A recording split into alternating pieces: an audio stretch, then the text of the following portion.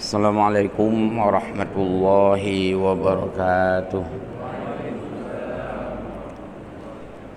Alhamdulillahi wahdah.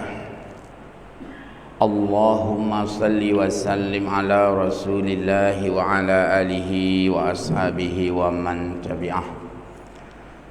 Allahumma rabbana zidna ilma warzuqna fahma birahmatika ya arhamar rahimin.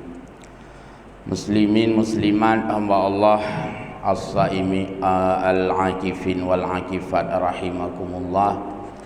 Jamaah salat subuh Masjid Al-Muttaqin Kampung Hagu Tengah yang mulia. Puji pada Allah Azza wa Jalla, selawat dan salam pada Rasulullah Muhammad sallallahu alaihi wasallam.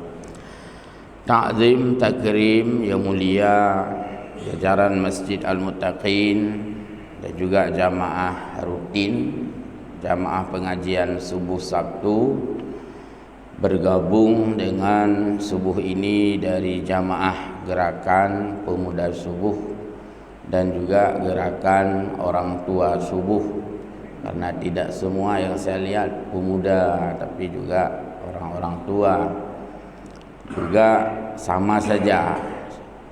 SMS, GPS itu sama saja karena jamaahnya juga ya jamaah yang sama. Yang kami hormati khususan pada tim sosialisasi dakwah ya Bapak Nasir Monastang dan krunya dan jajarannya yang senantiasa mensyiarkan aktivitas keagamaan. Semoga syiar, publikasi, sosialisasi, informasi ini menjadi bahagian daripada menggerakkan semangat dalam beribadah. Semoga hal ini menjauhkan kita dari sifat-sifat ria'an nas, bukan bermaksud memperlihat-lihatkan manusia, tapi bermaksud mempengaruhi manusia. Mempengaruhi itu disuruh dalam agama. Jadi semoga dengan syiar-syiar ini menggugah saudara-saudara kita untuk senantiasa hadir di dalam forum-forum jamaah atau forum-forum pengajian dimanapun berada. Baiklah, tunggu-tunggu gurai-gurai kamu yang berbahagia. Kita di sini seperti biasa, rutin kita adalah kajian tafsir Khazin. Jadi kita lanjutkan saja. Mohon maaf tidak kita berikan ceramah seperti biasanya karena ini rutin ya, kita lanjutkan pengajian. Pelajaran selanjutnya adalah dari apa yang Sabtu dulu sudah kita sampaikan. A'udzu billahi minasyaitonir rajim. Bismillahirrahmanirrahim. Subuh ini kita ingin melihat bagaimana Allah Subhanahu wa taala menjelaskan beberapa hal. Yang pertama mengenai qisas. Al-qasas bukan kisas. Al-qasas itu adalah cerita-cerita di dalam Al-Quran. Dari sekian banyak muatan Al-Quran, salah satunya memuat cerita-cerita, kisah-kisah. Kisah-kisah itu semuanya menjadi iktibar, pelajaran bagi kita semua. Jadi Allah menuangkan kisah-kisah Nabi dahulu di dalam Al-Quran, sehingga kalau di rumah kita ada buku sejarah 25 Nabi dan Rasul, itu kisah namanya. Dan kisah itu diangkat semuanya di dalam Al-Quran, ditulis terpisah, semua ada di dalam Al-Quran. Nabi-nabi dan rasul-rasul itu ada kisahnya di dalam Al-Quran, mulai dari Nabi Adam hingga Nabi kita yang terakhir, Nabi Muhammad sallallahu alaihi wasallam. Untuk apa Allah menuangkan kisah-kisah dalam Al-Quran? Itu di Al-Quran sendiri yang sebutkan, laqad kana lakum fi qasasihim ibrah. Sungguh telah ada pada cerita-cerita mereka di sini para nabi. Jadi cerita-cerita para nabi itu menjadi pelajaran bagi kita setelah kita dengarkan cerita itu. Maka cerita yang ada di dalam Al-Quran semua itu non-fiktif, bukan rekayasa, bukan dongeng.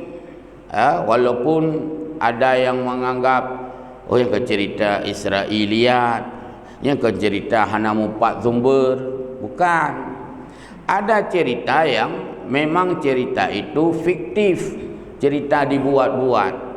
Ada cerita non-fiktif. Maka cerita ini sebagai sumber inspirasi, menggugah katanya. Oleh dah dengar cerita, tanya tergugah, menjadi pelajaran. Itulah lahirnya kitab-kitab tarikh sejarah. Di sana memuat kisah-kisah, semuanya ada pelajaran. Itu bukan hanya untuk kisah Nabi Muhammad, tapi kisah Nabi manapun, Rasul manapun, semuanya itu menjadi pelajaran.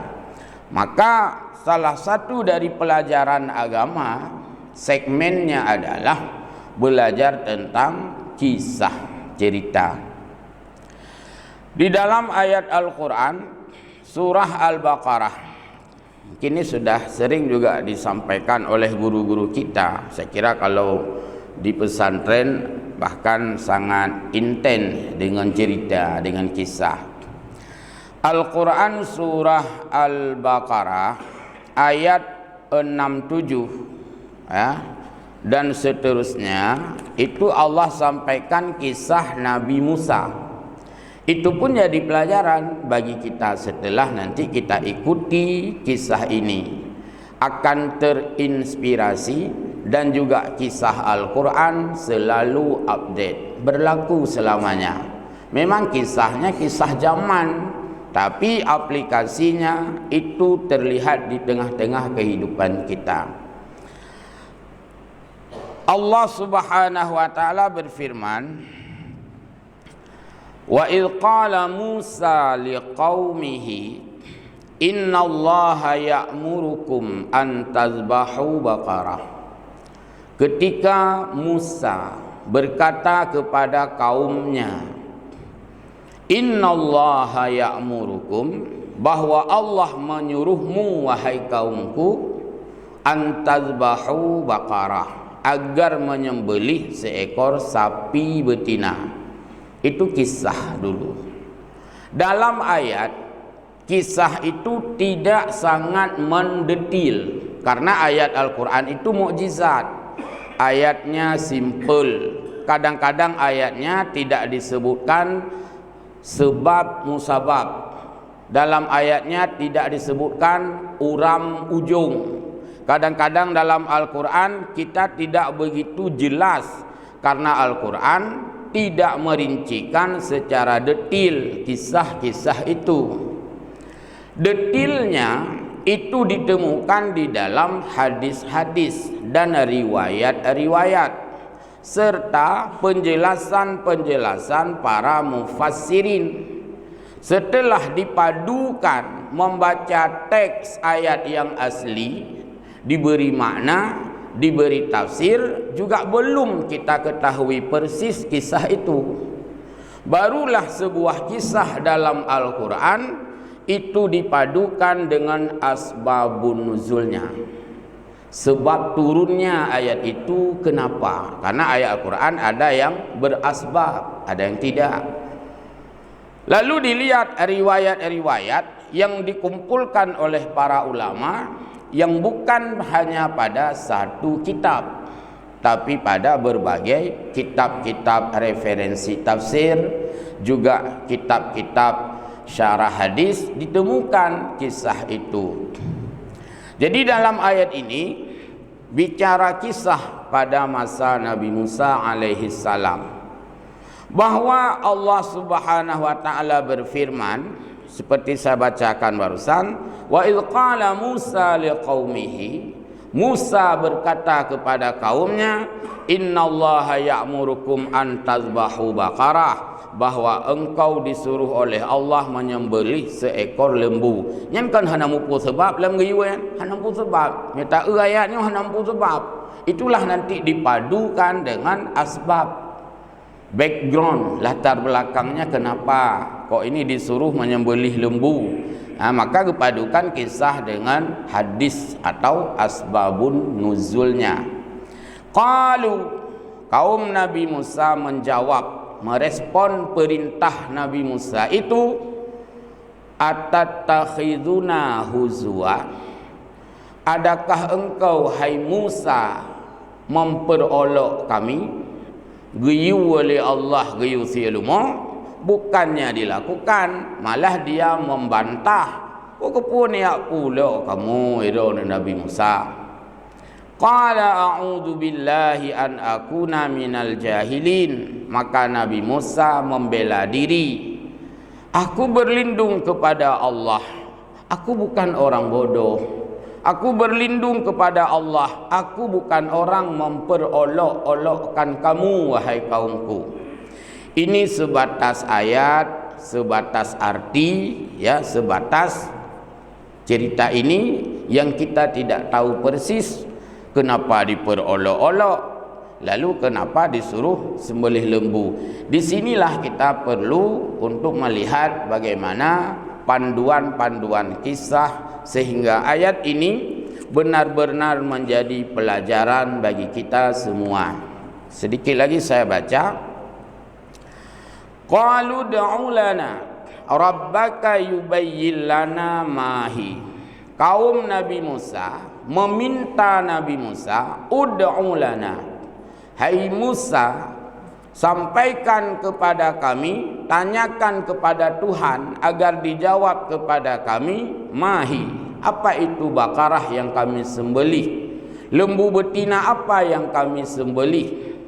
Qala innahu yaqulu innaha baqaratul la faridhu wala bikrun awanum baina dzalik.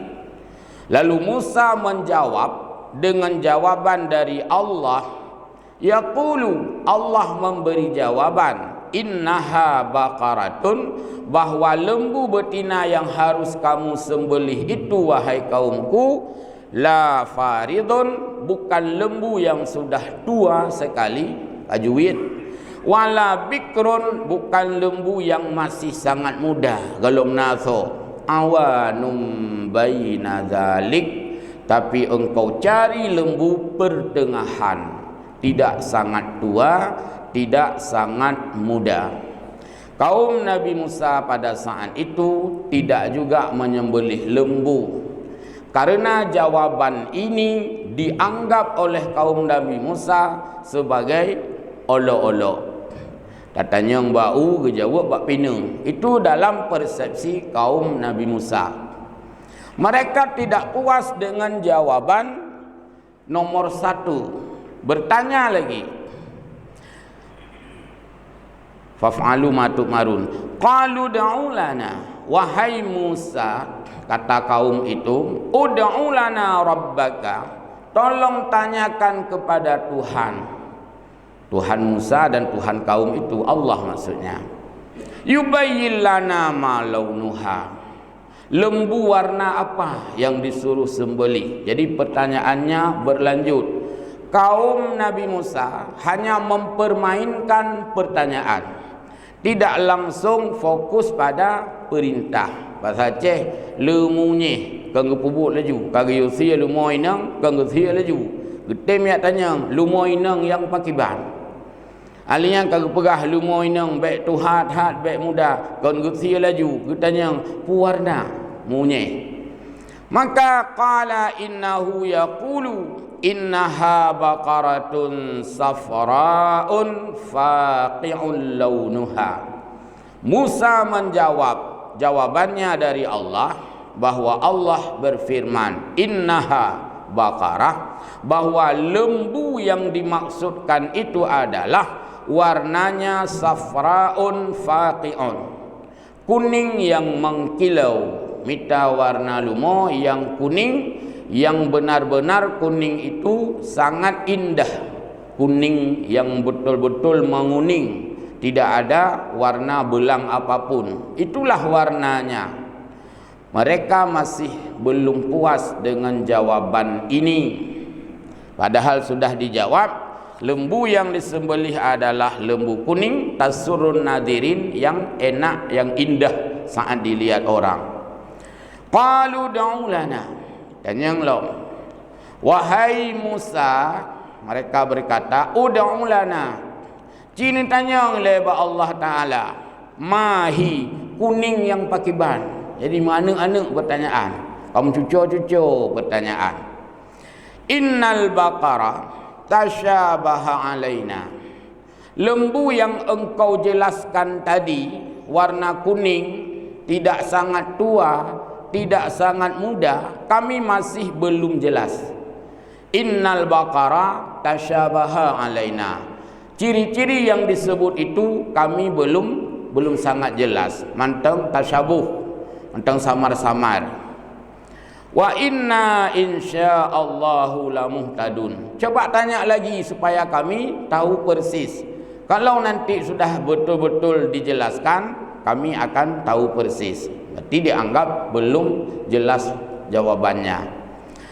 Qala, lalu Nabi Musa menjawab, innahu yaqulu, bahwa Allah menyuruh kepada kamu, innaha baqaratun, lembu itu adalah la zalulun tusirul arda, cari lembu kuning, yang mana lembu kuning tersebut bukan digunakan untuk membajak sawah. Bek lumo kanu hanjut lumoyan. Mereka belum puas, bertanya terus. Lalu Nabi Musa pun menjawab terus. Artinya sekira hana getanya, hana li panjang urusan. Ya, nyontek na pelajaran. Wala tasqil harsa, dan lembu itu bukan sebagai penyiram tanaman. Kalau ya tarik drum iya untuk ya mengairi kebun-kebun atau ladang. Lembu itu musallamatul la syiyata fiha, yaitu lembu yang sehat, lembu yang mulus, la syiyata fiha, lembu itu tidak cacat, lembu itu tidak ada bahagian tubuhnya yang dianggap cila, hana capi, hana pincang dan sebagainya. Ini melebihi daripada kriteria kurban. Hai mau kurban mantang hana syarat kalau mau ngewarna tadi. Jut lumo tuha punya kurban, tapi menyanyo sangat spesial dan betul-betul kriterianya mengikat. Kenapa sampai sedetil ini kriteria? Bukankah ini menyulitkan? Nyokan kamu tambah payah. Jawab, menyulitkan ini karena dia minta dipersulit sendiri, karena kalau tak ya demanyang kengkar jawab lagi kita nyu thi tu kalau tak demanyang ujung-ujung hek draw thi hanya utang lung kan tingah bayu aju utang lungnya, utang lung 3 juta bayu aju. Sebenarnya ji urusan jo je peng 3 juta ka selesai. Nyawa taikun pupeng lumbayu, peng geri, pupeng gertah. Ya teman yang menalo, mangkang karepot. Oh peng gertah bayu, peng geri, hedat, imung su langke. Dam deka selesai pokoknya tu nama peng gertah, ju kabere. Yang enggak tanya lo, kan pupeng edisi baru yang baik tu betnya atau peng baru tu kau leke. Cukup detil enggak tanya. Lih tanya mau susah heret. Maka kita dilarang bertanya sangat detil yang ketika dijawab menyusahkan kita. Bahasa Aceh le minyak, banyaknya tai minyak, itu akan menyusahkan orang yang bertanya. Maka turun ayat lain dalam surah An-Nisa untuk nepeluk kena koneksinya dengan ayat ini. Dalam surah An-Nisa Allah berfirman, termasuk menyinggung perilaku kaum Nabi Musa. Ya ayyuhalladzina amanu la tas'alu an asya'a in tubdalakum tasukum. Hai orang-orang yang beriman, janganlah kamu bertanya yang jika kamu bertanya itu akan menimbulkan jawaban yang justru membuat kamu sulit melakukan. Inilah kaum Nabi Musa, banyak sekali bertanya kepada Nabi Musa sehingga begitu dijawab yang susah dia sendiri. Ayat ini hanya menjelaskan secara umum antara pertanyaan dengan jawaban. Lalu setelah dijawab dengan detail oleh Nabi Musa, kaum Nabi Musa merespon lagi, qalul ana ji'ta bil haqq. Belum terjemah bahasa Aceh, habis jelaskan oleh Nabi Musa. Nyan baru mohoi ke awak kaum Nabi Musa. Al-an, sekarang, ji'ta bil haq, engkau sudah menyampaikan dengan sebenarnya. Kadetil ka mereka pahami laginya lumo walaupun tu ciri dia minta karang mana mumpa lumonya karena terlalu detil kriteria yang dijelaskan. Fadzabahuha, setelah mereka tahu persis ciri-ciri lembu, fadzabahuha, akhirnya mereka itu menyembelih seekor lembu. Tapi karena sangat sulit mencari lembu yang dijelaskan oleh Nabi Musa tadi, mereka sangat merepotkan mencarinya di mana lembu tersebut. Wa ma kadu yaf'alun, hampir saja tidak ketemu lembunya, maka hampir saja mereka tidak bisa merealisasikan sembelihan itu karena sulitnya didapatkan lembu yang kriterianya sudah disebutkan. Mumoto menteng ya mita le urang kan, hai na mita saboh moto kelung kan, itu leh moto tonyo alinyan warna bumenau, alinyan pulan-pulin tatumeng ton handa tumeng warna. Oh manai pak moto fanda saboh ton waribe belah cukup laga. Oh nya warna hitam. Oh madi mau putih kopah kriteria kagubuh hero kan. Nah moto pak warna putih pulan-pulin cuman moto jih BL. Oh madam deh kapah ilung beka perle terlalu detil. Memoto tayak minta terlalu detil, sulit didapatkan. Pulong lumu buat watenya. Maka cerita ini sangat simple, kita belum tahu sangat detil apa latar belakang perintah menyembelih lembu ini. Sehingga kita sedikit mengaitkan ya dengan keberadaan kita sebagai gerakan pemuda subuh. Dengan tema ayat ini kita ingin melihat kisah. Nanti dibuka semua kitab tafsir. Bina kitab tafsir yang valid, muktabar, kitab yang dikenal dunia itu dibuka semua. Termasuk Ibnu Katsir kah, As-Sabuni kah, Al-Qurtubi kah, dibuka semua dulu. Buka mandum dulu. Lihat. Nyaris semua itu memiliki penjelasan yang sama, sedikit saja perbedaan dalam menggunakan bahasanya, yang lain sama.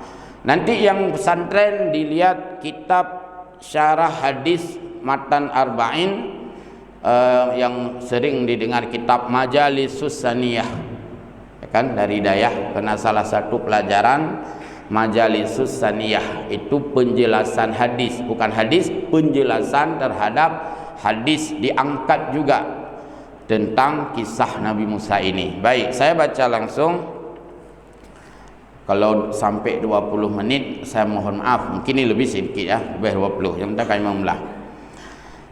Qala ulama usiri wal akhbar, berkatalah ulama ahli sejarah, sejarawan, wal akhbar, ahli berita-berita yang ditemukan dalam berbagai riwayat.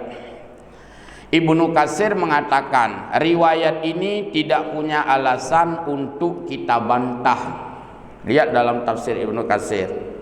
Karena tanpa membaca riwayat ini kita tidak mengetahui makna detail dari ayat yang benar. Maka dipadulah dengan riwayat yang disampaikan oleh Ibnu Hatim di dalam kitab tafsir-tafsir dan kitab-kitab syarah hadis. Innahu kana fi zamani Bani Israel, pada masa Nabi Musa, yaitu masa Bani Israel, rajulun ghaniyun, ada seorang laki-laki tua yang memiliki banyak harta, urang kaya raya, peut tambah amak, peut amak harta, kubra kaya, bak watenyan, bak Nabi Musa. Dalam tafsir yang lain disebutkan dia ini mandul, hana leana aku, karena draw aku mandul, dan hana cerita pitino. Nah, perumoh hana cerita yang dia sebutkan, dia seorang laki-laki kaya, walahu ibnu ammin, dia hanya punya seorang sepupu je. Tidak ke tagai kanyan, sepupu tidak. Yang kedua gudik, sepupunya itu adalah fakirun, orang yang sangat miskin. Gaknyan sangat kaya, sepupu sangat miskin. La warisalahu siwahu, tidak ada seorang pun yang akan menerima harta warisan orang kaya ini kalau meninggal, kecuali seorang sepupu yang miskin itu. Yang kaya nak penerima warisan. Mangkom blek-blek na mata ke? Blek-blek na mata ke? Gaknya enggak sin dathat. Sepupu ke cukup kaya. Alinya sepupunya hana sitok gaknya warisan. Ya lelung lihat sembahyang berdoa berjang meninggal ya. Mangak gitu mengharta. Jadi karena tidak ada seorang pun ahli waris, falamma tala alaihi mautuhu, ketika begitu lama ditunggu kematiannya, gepreh-preh meninggal. Kau ngelake doa banyak umur ya. Ngelake doa belum meninggal ya, sepupu yang kayanya. Belum meninggal. Hai hana kehendak oleh Allah lagu. Panjang umurnya urang kaya Tuhan. Ya, igaknya berdoa ya Allah pajan ke meninggal gaknya, pajan ke meninggal gaknya. Le gepreh meninggal. Kepikir katnya meninggalnya gedupu gede pajan. Gepreh le.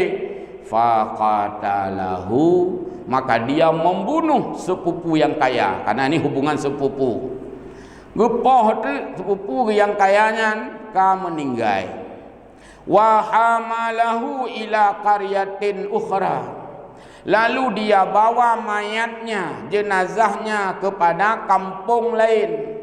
Nyopat musuh kejadian di Luk Semome, gume kedih Luk Sukun, tujuan jipu menghilangkan jejak. Dalam Ibnu Katsir disebutkan ditempatkan di depan rumah warga. Dalam hadis ini disebutkan dibawa ke kampung lain, diletakkan di satu perkampungan, artinya menghilangkan jejak. Dan itu banyak kita lihat kisah-kisah sekarang dalam kasus-kasus pembunuhan. Wa alqahu ala babiha, dan dia meletakkan jenazah yang dibunuhnya itu pada bab depan kampung, iku ba ulai kampung goklah. Summa asbaha, keesokan harinya ketika sudah pagi, yaqlubu saruhu, dia sendiri yang mencari jenazah itu ke mana. Ai honeja na usupu long na berita kan kata terbunuh. Pancuri late pancuri nak kira. Enggaknya cukup kebu. Sepupu long kata terbunuh, itu ada info jenazahnya ditemukan di sana. Jadi dialah yang bersandiwara di dalam pembunuhan ini. Waja'a binasin ila Musa.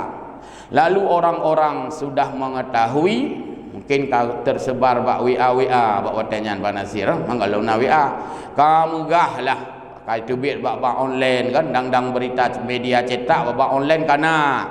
Lalu orang-orang saat itu mendatangi Nabi Musa, yud'a alaihim bil qatli, menuntut siapa yang membunuh itu. Dia mengadu bak Nabi Musa.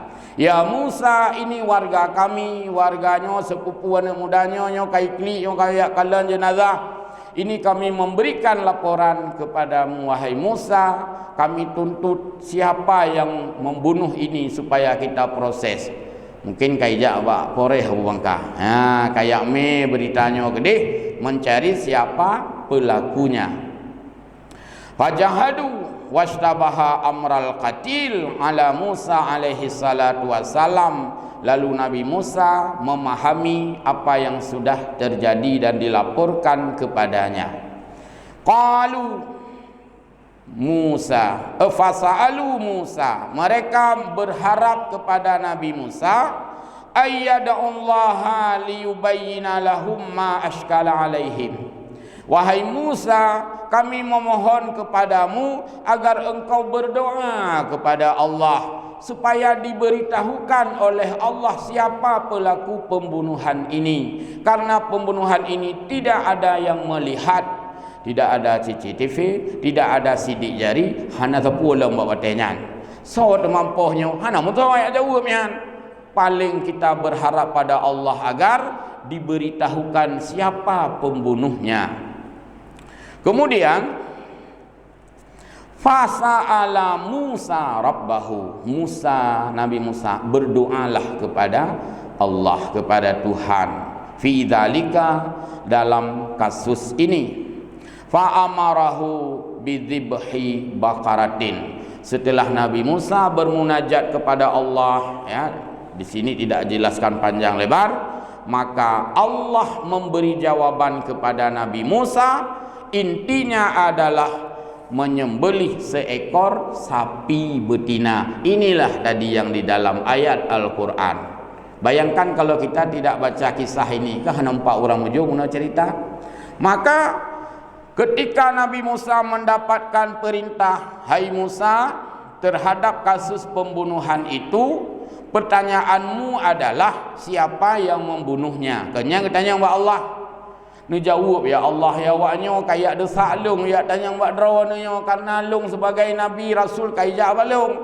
Maka Allah menjawab, hai Musa, saya tidak mengatakan siapa pembunuhnya, tapi saya suruh kamu sampaikan pada mereka, suruh sembelih seekor sapi. Inilah tadi dalam ayat Al-Quran, yaitu antazbahu baqarah.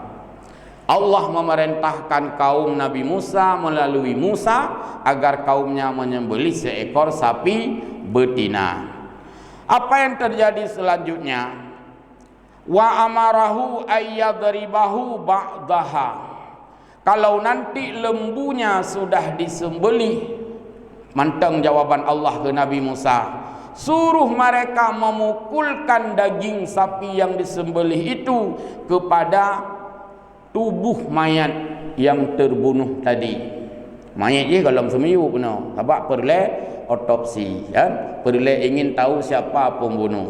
Inilah ayat itu diperjelas dengan tafsir akhbar, artinya dengan kisah yang nanti kisah ini sangat terinspirasi, menjadi pelajaran bagi kita bersama. Lalu faqala lahum, Nabi Musa setelah bermunajat pada Allah kan memberi jawaban kepada kaumnya. Wahai kaumku, kalih lu doa kepada Allah Ta'ala, Allah sudah mendengarnya, Allah sudah mengetahui keluh kesah kita semua. Padahal Allah maha mengetahui, walaupun nak cerita. Maka kepegat ujung, wallahu a'lam, Allah sudah tahu. Apa kesimpulannya? Innallaha ya'murukum an tazbahu baqarah. Lagi dalam ayat bunuh, bahwa engkau semua kelompok yang membunuh yang jabat Nabi Musa, Allah menyuruhmu menyembelih seekor lembu betina. Nyan kenyan jawaban Allah. Ipikir li awak kaum Nabi Musa, tatanya sopoh biusia lumo, kan hana connect pertanyaan dengan jawaban. Lalu kaum Nabi Musa mengatakan, qalu atattakhizuna huzwa. Mereka menjawab, lagi ayat Quran, hai Nabi Musa, atattakhiduna huzwa, gathanu pula kamu legoro. Padahal Nabi Musa kagak beri jawaban. Kaumnya dianggap Nabi Musa kepula-ula. Maka kahirun ke Nabi Musa, bunuh you tanya. Alian tetapi jawaban kai pegah ula-ula. Puji ke ula-ula. Dijawab oleh Nabi Musa alaihi salam. Qala inni a'udzu billahi an akuna minal jahilin. Nabi Musa mengatakan, aku berlindung kepada Allah dari orang-orang yang jahil. Mana ada aku memperolok-olok kamu. Hai hana lum pula-ula kata, lum pegah god-god Allah ke yusi lumah. Baik dia anggap lum bangai, melanggar kira. Oh yang kalau aku bangai ro ni. Aku berlindung pada Allah dari orang yang bodoh. Bahkan kaum Nabi Musa menganggap Nabi Musa bodoh. Mereka mengatakan, dzalika li bu'din ma yubayyinul amrayni fid zahiri, karena jauhnya jawaban dari yang mereka harapkan. Yang diharapkan sopo yang dijawab oleh Allah ilmu yang kena hai fikir kok bisanya jawaban. Lalu walam ya'lamu ma wajhal hikmah, kaum Nabi Musa memang belum tahu apa hikmah disuruh sembelih lembu. Maka kakak yang anggapnya haba ulah-ulah. Lagi kita tanya mana pada tiang. Saya tanya kan. Yang batang merempak ke tira urang. Katanya, "Baiklah seirang nasara." Kenyan pertanyaan tanya, "Mesti na urang tanya katrip. Katrip ka atau na urang hanaga datori." Baiklah irang nasara. Hanaga jawab agaknya. Hanaga jawab, draw ke sawah hanaga jawab. Mesti na urang lain tanya buat lu lagi maaf untuk dapat Aceh entah. Mesti na urang lain tanya buat lu mesti. Baiklah irang nasara. Itanya tak turi agaknya. Agaknya hana turi tanya. Ai. Cina rumah tanya mbak yah soleh. Kan dia otak jawaban dengan pertanyaan. Oh hana turi lo kan. Oh, nuwa rumah tanya mbak yah sol. Kau ini lo mak drone lo tanya. Wa rumah het yang mbak yah sol. Kan ring ni orang Aceh.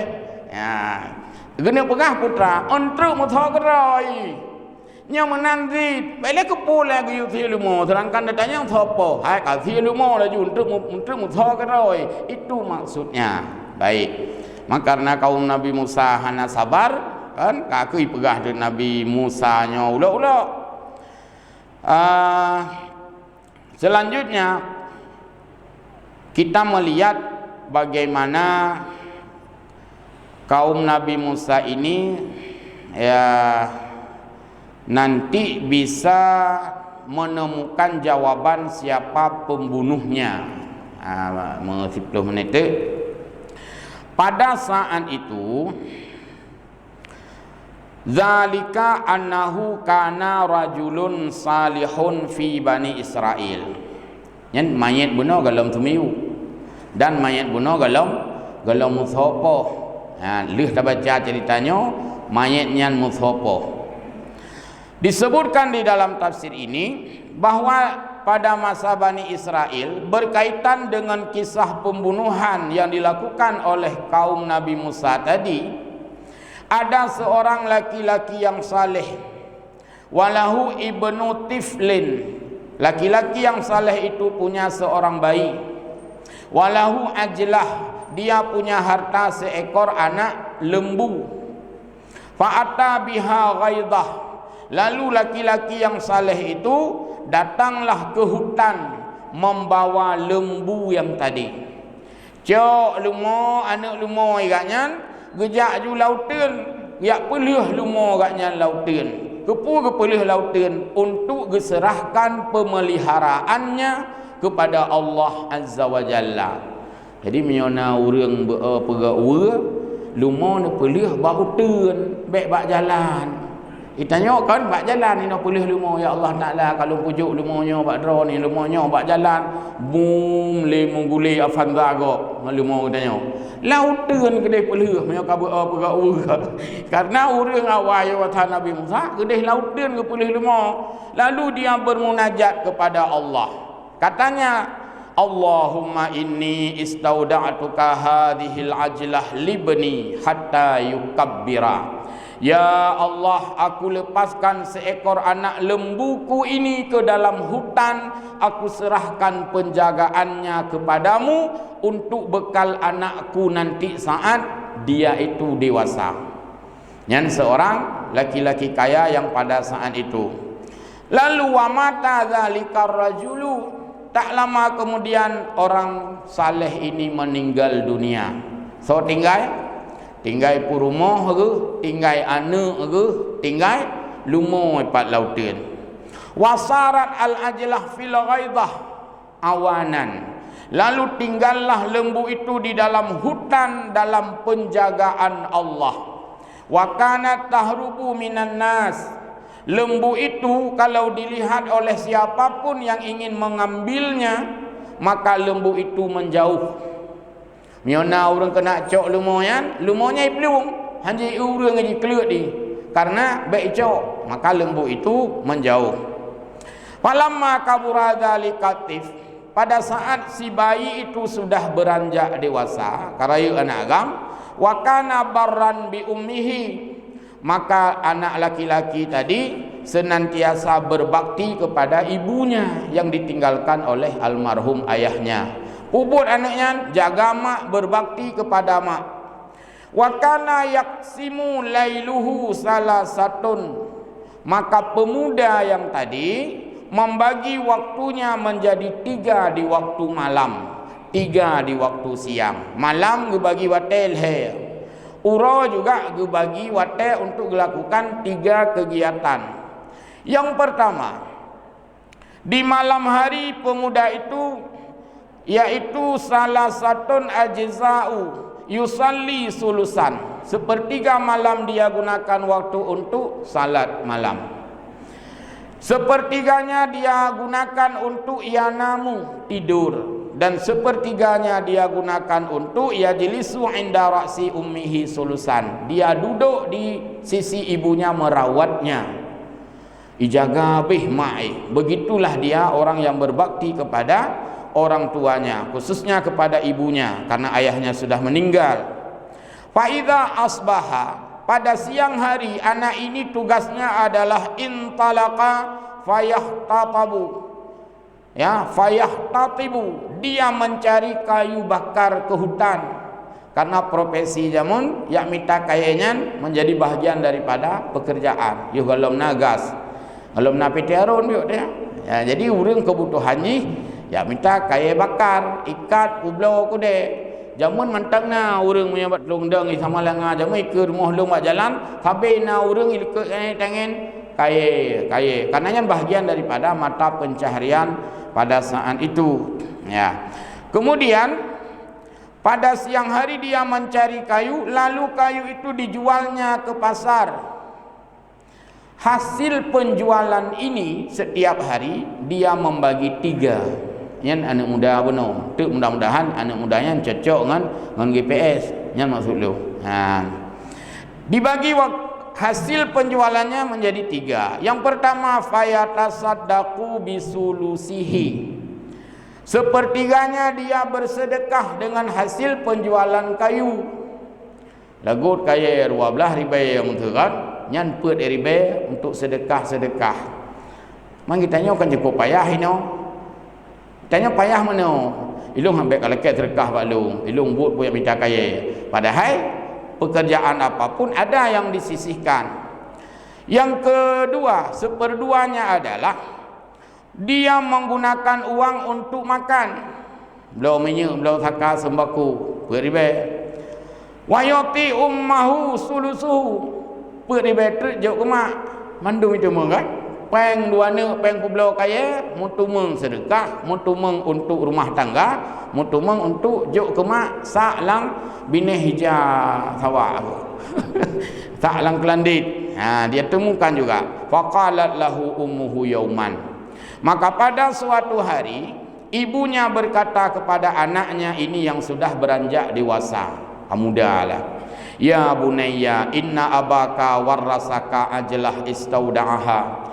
Wahai buah hatiku, sesungguhnya ayahmu itu ada meninggalkan warisan seekor lembu yang ia titipkan kepada Allah yang saat ini fi ghaidah, ada di dalam hutan.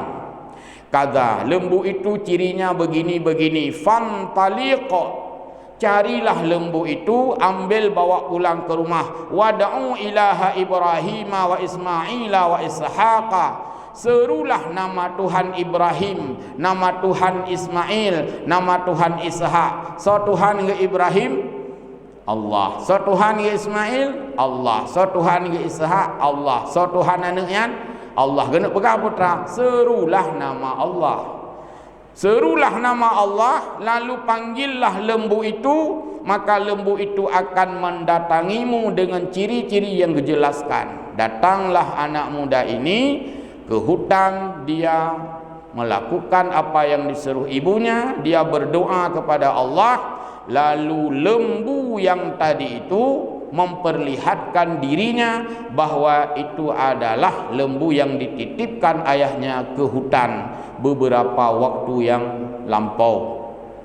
Wa qalat ayyuhal fata al-barru bi ummihi irkabni. Setelah lembu itu ditemukan di dalam hutan, maka anak muda tadi mengambil lembu itu, dia pegang di lehernya. Imat ba'takulumo, lalu lembu mengatakan, wahai anak muda yang berbakti kepada ibu, irkabni, ne'ek mentang long, ne'ek teh long mentang kepun huwa long, fa innahu ahwan, menyene'ek kan mangat hana hek nejak tepak. Apa jawab anak muda itu? Faqala al-fata, inna ummi lam ta'murni bidzalika. Saya tidak disuruh naik ke atasmu, tapi saya disuruh untuk huwamu, untuk huwa saja. Anak yue.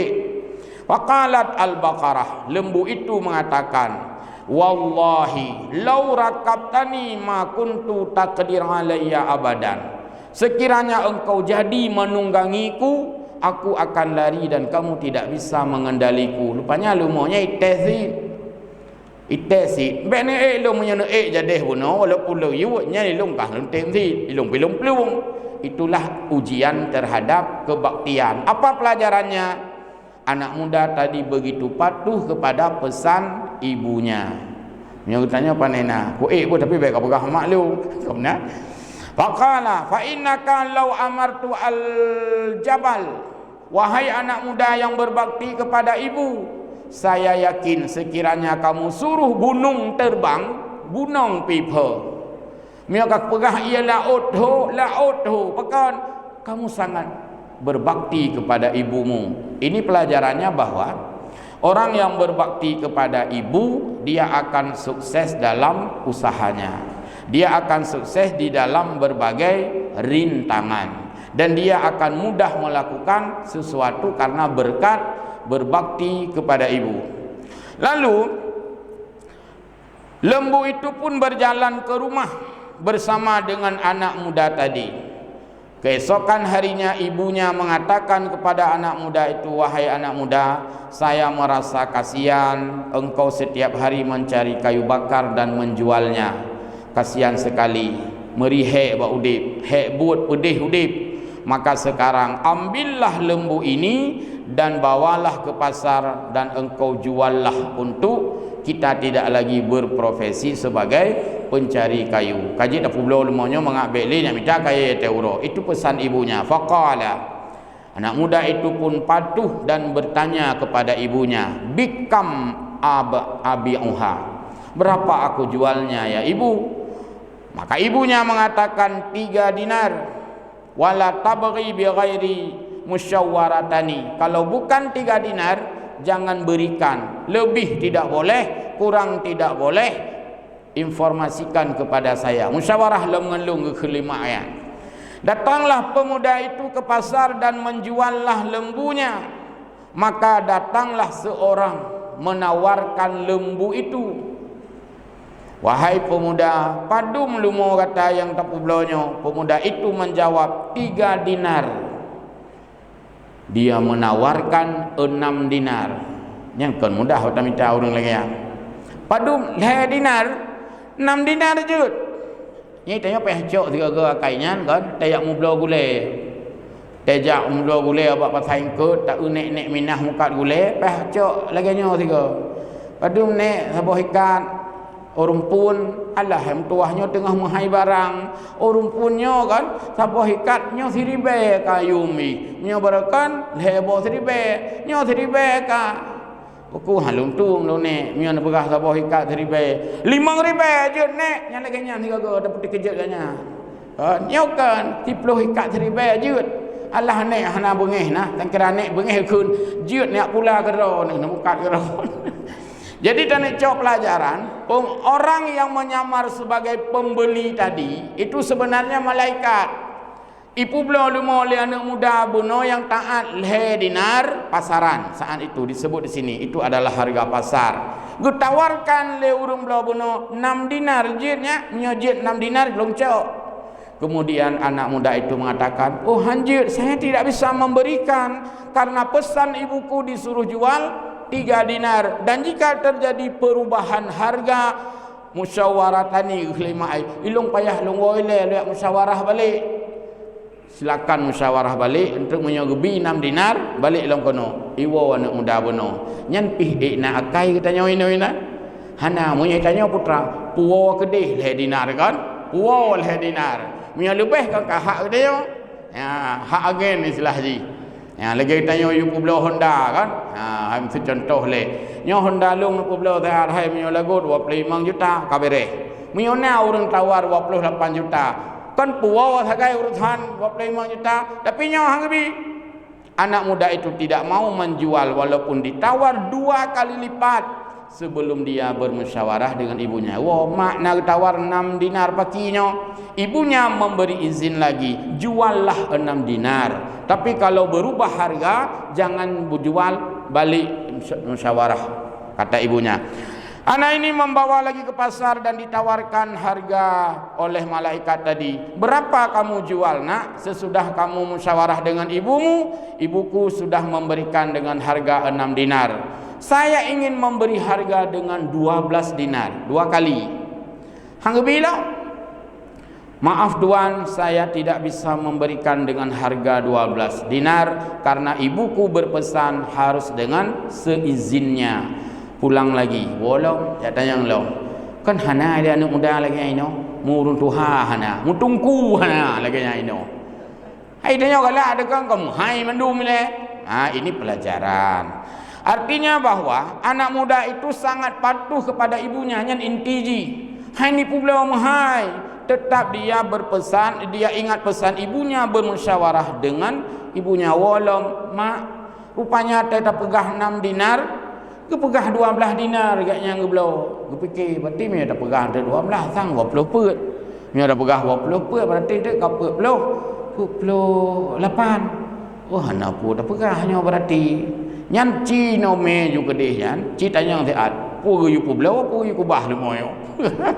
Lalu ibunya berpesan, kalau nanti ditawarkan lagi tidak seperti kita sampaikan 12 dinar, tanyakan saja apakah lembu ini harus kita jual atau memang lembu ini kita simpan saja. Karena menyobit ke tawar-tawar, jual harga. Dia bawalah, dia kembali ke pasar, ditawarkan lagi. Bagaimana anak muda, sudahkah engkau tanya kepada ibumu harga lembu tadi bolehkah 12 dinar? Pemuda tadi mengatakan, ibuku berpesan, apakah tuan memberi nasihat kepada kami agar lembu ini aku jual atau aku tahan di rumah, lengkubah rumah. Lalu malaikat itu membukalah identitas dirinya. Wahai pemuda yang berbakti kepada ibumu, sesungguhnya aku adalah malaikat yang tidak makan, tidak minum. Aku tidak membutuhkan lembu ini. Aku malaikat yang Allah utus kepadamu untuk menguji betapa kamu seorang yang sangat berbakti kepada ibumu. Menyogetanya menyemurah hantabi ibu no kan? Menyemahai kan tetap tapi hanapu mak dapat lebih mahai kau mana ni tanya. Ya, antuk punya lebih ku belah HP. Ya itu pasti menyemahai tapi anak mudanya hanjir, mahai hanjir apalagi murah. Ini sebuah kebaktian. Maka kata malaikat, bawalah pulang lembu ini ke rumah. Lembu ini engkau jaga di rumah. Nanti lembu ini akan ada yang membelinya dengan harga seberat timbangan lembu dengan emas. Ingat anak mudanya, mungkinkah itu bawa pulang lembu ini? Nanti akan ada yang membeli lembumu dan sampaikan bahwa harganya adalah seberat lembu ini dengan tukaran emas. Silah gecing bang peik lembu tecing padu mentu. Nama wartuh atau 150 kilo lembu. Berarti tu yum lumonyan sebesar 100 kilo mah. yang kena niumi. Itu pesan malaikat tadi, bawa pulang. Nanti akan ada orang yang membeli bukan 12 dinar, tapi seberat volume lembu itu. Tualah lembu. Bunawa dia awak kaum Nabi Musa lihipoh zirau yang hana Musa lam ke kahek yang minta lembu yang hana yang kau bengeh lebih keroynya. Nata nah nampuk katanya bunuh kahek tak minta lam deh tadi sia tak sia juga dia tadi. Nyo dan tak minta lembu mana warna mana cukup hek dekat. Mungkin menurut perkiraan katanya yang kali hijab bak mandum pasar lemau upan talabu sang kali hijab ya tetek hana ubireun pi kali ya tetek hana ho selimu mataboh nyan ka hana lemau kuning yang muda yang mengkilat-kilat yang urang lemau kalau mau nyan cukup payah minta kriteria dia cari-carilah akhirnya dia dapatkan satu saja lembu yang sesuai dengan kriteria yang dijawab oleh Nabi Musa dalam ayat Quran buno nyan ke ba anak muda buno yang yupua lembu nyan le malaikat. Maka kaum Nabi Musa mendapatkan lembu itu lalu ditawarkanlah nyopat na lembu yang kali tak minta nyopat apa lembu. Terjadilah pembelian pada anak muda sebut oleh Allah fadhabahuha. Lembu itu didapatkan. Padum lemau na pula anak muda, nyoi kamu lemonyo yang kamu minta nyopat rupanya anak barang sabo. Anak muda berapa menjual? Pesan malaikat. Lembu ini dengan harga emas seberat lembu. Ceng lemau, ceng meh. Hana tawar-nawar leyan. Padum mutu 350 kilogram meh. Muli mertuh kamu tuang kamu perle yang pak hana lain barang. Itulah dalam ilmu manajemen marketing, itu semakin sulit barang didapat, semakin mahal harganya. Ini rumus ekonomi. Jadi barang makin sulit tamita, makin mahayum. Wate kalau barang kamu rahyum, mahai Pak Nasir batai giyo jama 5 juta. Mahai batainya, tengah mabuk urang ke batai giyo dan musuki batai giyo 5 juta kan? Bak jarolong 5 juta batai tengah mabuk batai giyo. Munya ino kadang munya hitung 350 ribu dengan pita pusat. Karena kalau barang itu rumus ekonomi. Baik, jadi orang-orang kaum Nabi Musa tadi begitu mendapatkan lembu yang dia cari-cari, ketemulah lembu walau dengan harga sangat mahal, diambilnya, dijual, dibelinya lembu itu, fadzabahuha. Lalu dia menyembelih lembu itu, wa ma kadu yaf'alun, walaupun hampir tidak ketemu lembunya, tapi bertemu di ujung-ujung bertemu oleh Allah. Apa yang dia lakukan? Apa yang dilakukan? Yaitu arahan Allah, ayyadribahu ba'daha. Dia ambil daging lembu tadi, dia pukulkan kepada mayat yang sudah terbujur kaku, yang ipoh bunuh hanamun sopo. Ujung ceritanya adalah, maka kaum Nabi Musa menyembelih lembu itu dan mengambil daging lembu itu, memukulkan kepada mayat yang dia ingin ketahui motif pembunuhannya. Lalu Allah berkehendak menghidupkan mayat itu sejenak untuk berbicara. Cok daging lembu, sentuhkan pada mayat orang terbunuh itu, orangnya duduk berbicara. Bukankah kamu ingin mengetahui siapa pembunuhku? Ya, kata kaum Nabi Musa. Yang membunuhku adalah sepupuku tadi yang miskin dengan motif mendapatkan harta warisan. Meninggal betul laurian. Hanya untuk mendengarkan pengakuan daripada pembunuhan tersebut. Lalu pemuda yang membunuh tadi memang kalang kawannya. Jih roh ya tanya menawat. Iberkah laju. Akhirnya harta warisan yang dia dambakan secara hukum batal dia dapatkan karena dia membunuh pemilik warisan itu. Apa hikmah di sini? Pembunuh tidak mendapatkan warisan.